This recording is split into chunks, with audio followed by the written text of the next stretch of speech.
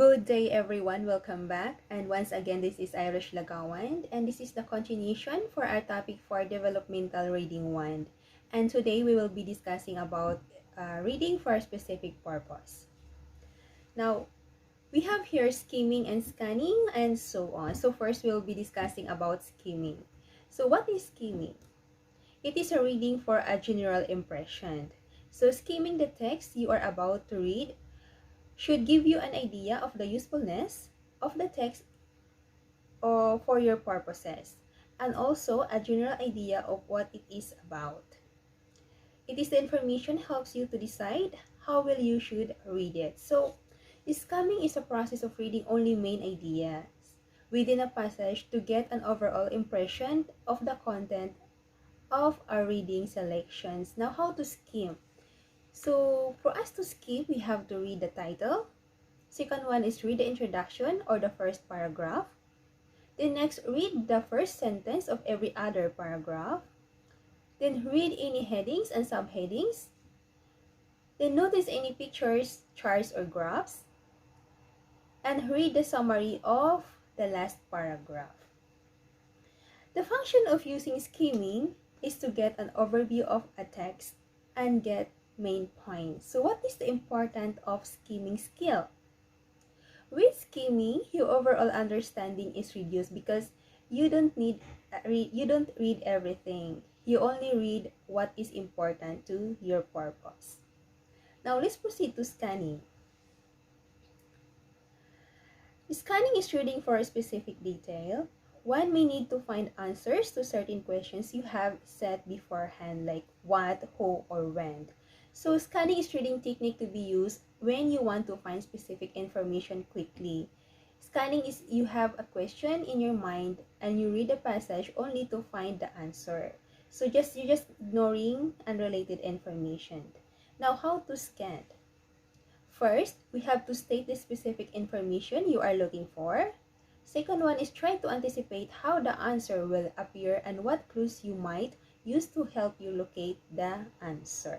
So, right, for example, if you were looking for a certain date, you would quickly read the paragraph looking only for numbers.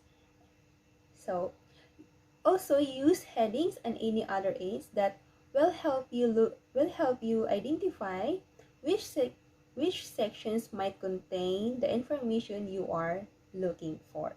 So, how is scanning used in everyday life?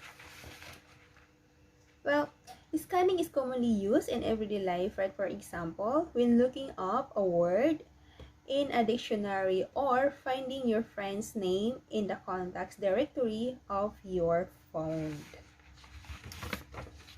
So let's proceed to number 3, reading for main points in general. So it is the main points could include information like why the text was written and what the purpose of the writer was and how the text is organized and what the main arguments are. So it is one of the key points of the passage or the story.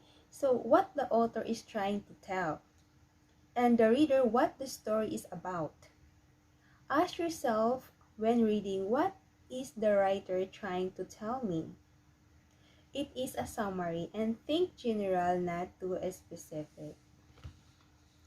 Now number 4, reading for selected main points.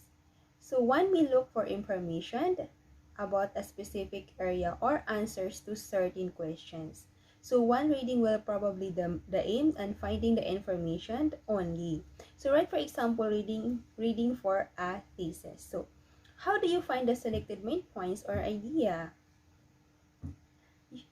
First, you just identify the topic, read the passage thoroughly, read the passage through completely, then try to identify the topic. And then second one is summarize the passage. After reading the passage thoroughly, then summarize it on your own words in one sentence. And then third is look at the first and last sentences of the passage. Now then, last one is look for repetition of ideas. Let's proceed to number 5, critical or evaluative reading. This is also known as intensive reading. So if you read a text with a critical or evaluative, you probably compare the writer's views and your own or some other writer's views. It is making difference between facts and opinions of the writer is also important. So evaluative reading, or also known as intensive reading, is to read with full concentration and complete focus. You have to be able to strengthen your reading comprehension, vocabulary, and language skills. So what is the main purpose of intensive reading? So the purpose of intensive reading is to focus on content and grammatical structures. And teachers can also take part in the process by means of reading aloud, asking questions, and having students predict information of text. In this way, students get opportunities to understand the meaning of the text. Now, right, for example of some possible example of intensive reading material is like report, contracts, news articles, blog posts, and short pieces of text such as short stories. So there are also strategies of intensive reading. So these follows are: think about why you are reading and what you need from the text. Second one is skim the text to get an overview. And then note the words and phrases which occur frequently and are important to know. Then, if a particular part of the text is more difficult, read it again and ask yourself about it. Now, let's proceed to reading for pleasure. Reading for pleasure done usually without having the content in mind. So, reading for enjoyment is even more important than the amount of time spent reading. But what does reading for pleasure really mean? It means reading what you want to read based on your own interest and preferences. So it means reading without worrying about being graded or judged. It is also about having someone read to you at any age. Instilling the joy of reading children and young people begins with their interest and passions. So when it comes to reading, everyone has their preferences, and any opportunity to read is a good one because reading is a way to pursue our passions, not a good in itself. When we read what we want, what we like, we will read more and more often. The more we read, the more easier it becomes and the more we enjoy it. So now let's proceed to developing students into critical, creative, and metacognitive readers. So the reading teacher should bear in mind that a critical reader must carefully examine his or her thinking and thinking of others in order to clarify and improve own understanding. And also should examine test-suggested solutions to see whether they will work, and need to test ideas for flaws or defects, and must not be inhibited by fear of being aggressive and destructive, nor have fear of retaliation and over-evaluation, and also should engage in critical thinking activities such as thinker actively, carefully exploring situation with question, thinking for oneself, viewing situation from different perspectives, and discussing ideas in organized ways. So, why is it important to be a critical reader thinker? So critical thinking enhances language and presentation skills. Thinking and systematically can improve the way we express our ideas. In learning how to analyze the logical structure of text. So critical thinking improves comprehension abilities. So critical thinkings are skeptical, fact-oriented, analytics, open-minded, questioning, creative, willing to take a stand, and those who show the ability to separate fact from opinion.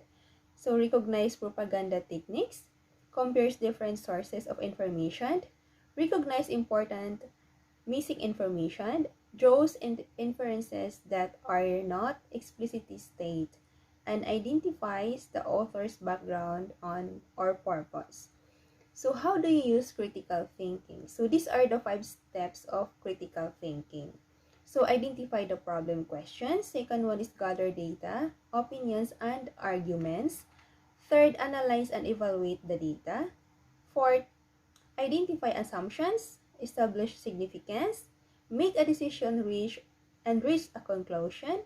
7, present or communicate. Now, let's proceed to creative reader. So it says here that a creative reader use his or her cognitive processes to develop ideas that are unique and useful and worthy of further elaboration. Letter B is discover a new or improved solution to a problem or a set of new ideas. C organizes ideas in different ways and makes unusual comparisons. And the last one is not inhibited by conformity, censorship, rigid education, and desire to find an answer quickly. So, the importance of creative reader is not the only player in a game of a story, but also a spectator commenting in its quality. Integration of this kind can lead to insights into human nature. So into the author's mind or to more personal insights, the reader may come to a greater understanding of himself. So the reading teacher should also remember that a metacognitive reader is aware of one's mental processes such that one can monitor, regulate, and direct them to a desired end, and has the ability to think about uncontrolled own learning and practice self-regulation and monitoring comprehension by answering the following questions. So the first one is, are there any words I don't understand? The second one is there any information that doesn't agree with what I already know? And the third one is, are there any ideas that do not fit together because I can't tell who or what is being talked about? And the fourth one is, are there any ideas that do not fit together because I can't tell how the ideas are related? And the fifth one is, are there any ideas that don't fit together because the ideas are contradictory? And the sixth one is there any information missing or not explained?